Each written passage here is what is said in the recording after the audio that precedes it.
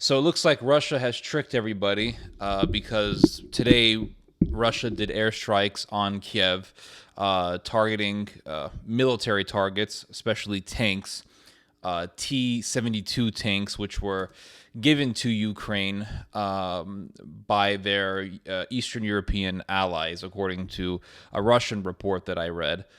I'm assuming that these tanks, a lot of them at least, came from Poland because Poland gave hundreds of tanks to Ukraine. And remember, and this is the enigma behind this whole thing, at least for me. Initially, Russia tried to invade Kiev, and it was seemingly very difficult for Russia. The Ukrainians were hitting Russian tanks with smart missiles, javelins, etc. And according to what I was reading, it was very difficult for Russia to try to take that city. Russia pivoted its priority to Donbas and said, okay, we're going to take Donbas. We're going to take Luhansk and Donetsk. And so what that did was it forced the Ukrainians to concentrate their troops in the east, in Donbas. But then, after about a month of calm in Kiev, Russia decides to hit the capital of Ukraine. And this is after, not too long after, the United States decided to give Ukraine a longer range rocket launch system, which can hit a target about 43 miles or so away. And there was a report about this on USA Today. And the reason why I looked into this is because there's a video online that you can see in which Putin is saying that if the United States gives Ukraine long-range missile systems, that Russia will hit targets in Ukraine that it did not hit before. And that was a warning. And according to this article from USA Today, it says senior administration officials speaking on the condition of anonymity said Tuesday the U.S. would be sending HIMARS, high mobility rocket systems, to Ukraine. The official said in a call with reporters that Ukrainian officials assured the United States the rockets would only be used to repel Russian forces in Ukraine and not to attack Russian territory. So Putin said, don't send any sort of long-range attack systems to Ukraine. And the Biden administration says, okay, we're going to be sending these HIMARS, HIMARS, to the Ukrainians. And then today, Russia hits Kiev with airstrikes. And this is happening in the midst of Russia controlling over 20% of Ukraine. For weeks, we've been hearing about how Ukraine has been defeating Russia, or that, things are not really going as planned for the Russians. But the reality is that Russia is the one that is in the advantageous position. Russia is winning this war. Before the war, Russia controlled only 7% of Ukraine. Now it controls over 20%.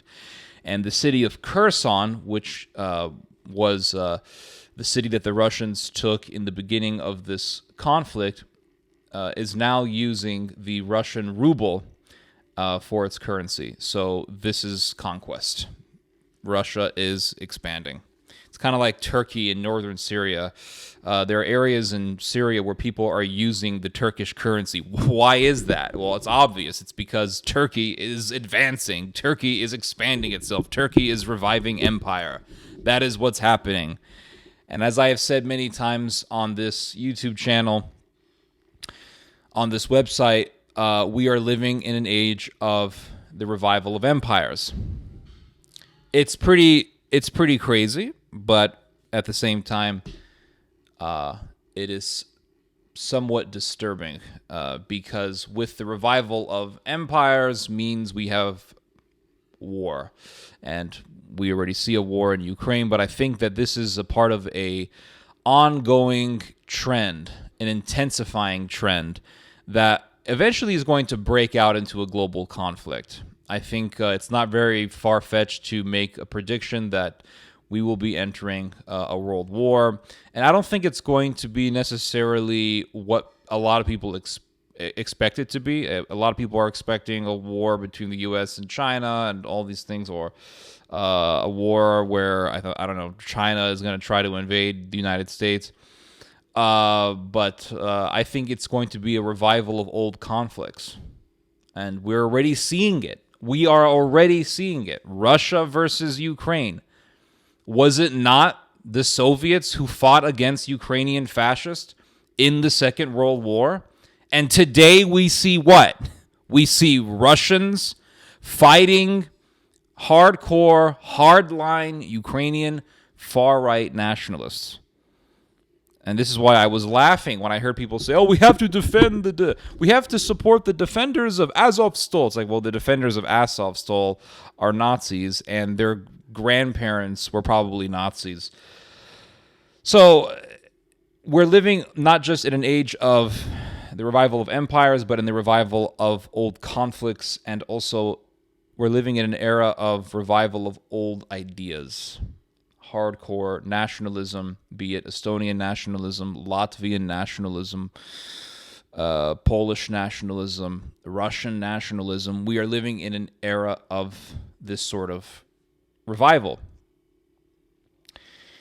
And as I said, it looks like in this particular conflict, Ukraine is losing. 20%, over 20% of Ukraine now belongs to the Russians. It's being controlled by the Russians. And a lot of people are making complaints about Germany. They're saying, oh, look, Germany is not really helping the Ukrainians. Germany has only sent like 4,000 or 5,000 helmets, and they've sent some light weaponry, but they're not really sending anything serious. And it's possible that the reason why this is because the Germans believe that it's pointless. It's possible that's the reason, that it's pointless because the Ukrainians are losing. It's also possible that the Germans and the Russians are working together behind the curtains, kind of like during the Second World War. I mean, it's entirely possible, right? I mean, I don't put it past any country to do something like that.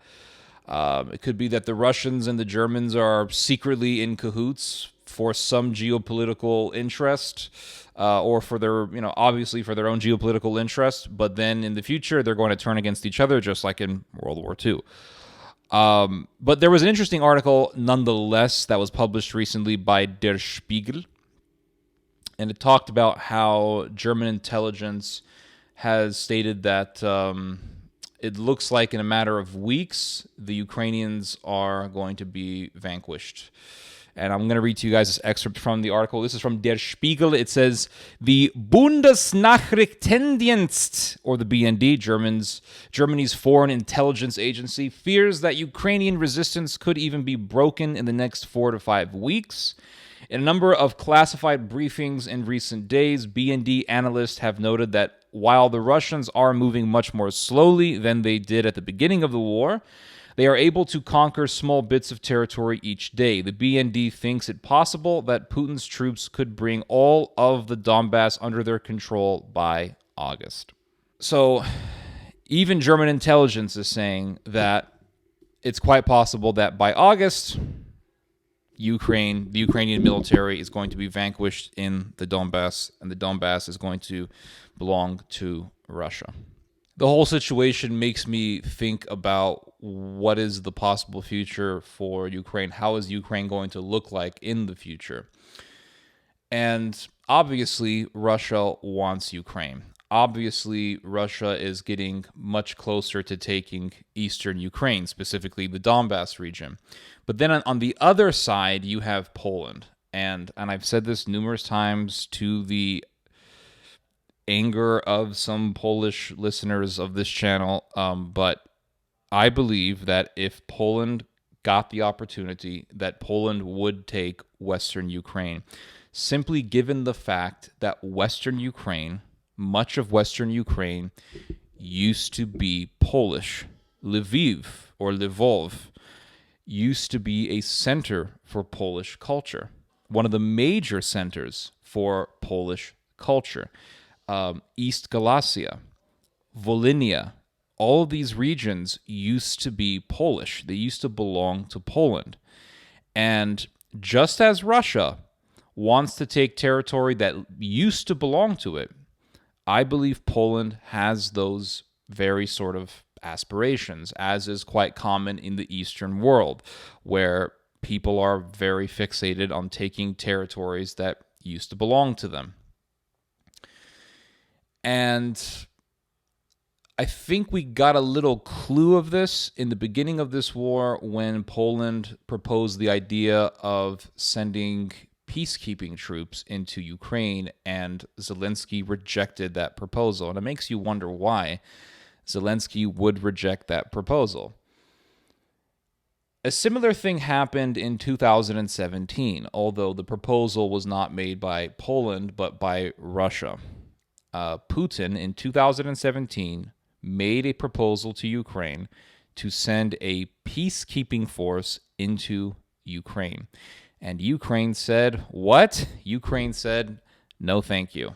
Why? Because Ukraine knew what Russia had in mind. Ukraine knew that the whole label of peacekeeping troops or a peacekeeping force is just a smokescreen to cover up for the motive. And the motive in this case was conquest.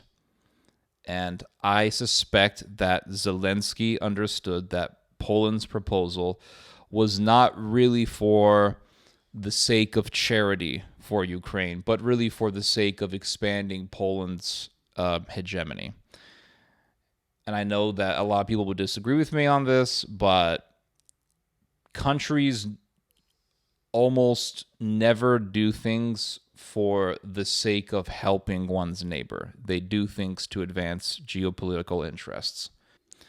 We are living in the era of empires, and I am simply observing its progress.